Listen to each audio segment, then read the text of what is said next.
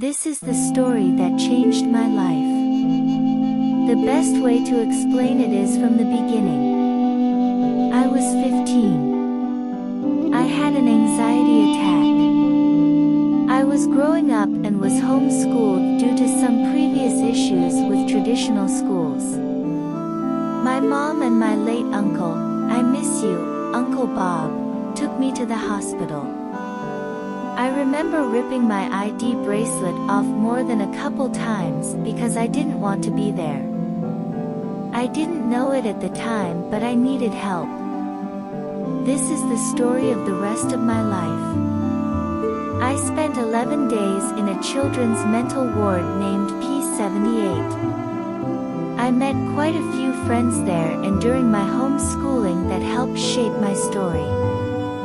Little did they know at the time how much they would affect me. I need to backtrack a little bit for this to make sense. The friends I met during homeschool would always talk to me about this girl they knew that nicknamed Dictionary because she was so smart. They always tried to get us to meet, but it never worked out. We were both a bit annoyed at their attempts, so eventually they tried to trick us into meeting. I was brought to her house a few times, but she was never home. In reality, she was antisocial and just didn't want to meet with people. They called her on the phone and had me speak with her a few times. Again, we were a bit annoyed at their attempts.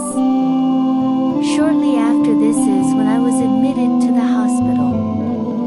A doctor at the ward recommended a school, Eleanor Jerson High School. It's a school for troubled teens.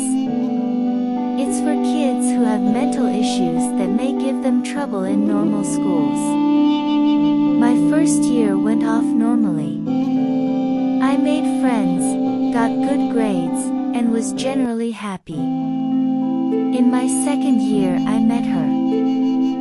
Flash forward to freshman orientation of what ended up as my junior year. We were going through meeting the new kids with everyone introducing themselves and giving a bit of history of who they are.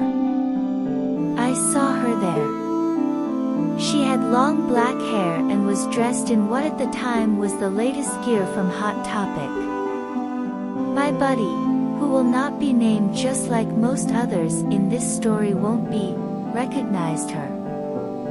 He had me mention a mutual friend of him and the girl to help break the ice.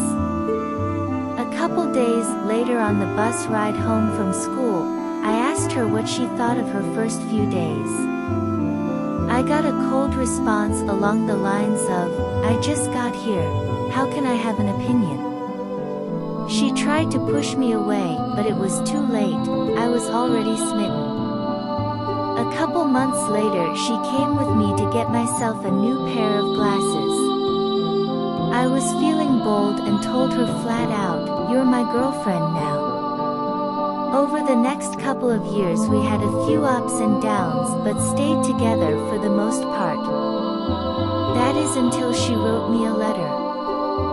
Her own past and insecurities were getting in the way of us being a normal couple. She needed to break it off to clear her mind. I was devastated, but I had to move on. I was taking college prep classes and eventually had enough credits to only be coming to school a couple days a week. We saw each other less and less.